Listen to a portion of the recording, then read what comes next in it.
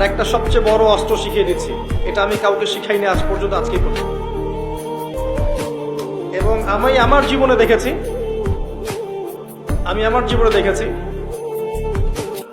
এই ওসিলা করে যা চেয়েছি পাইনি এমন কোনোদিনও যায় নাই।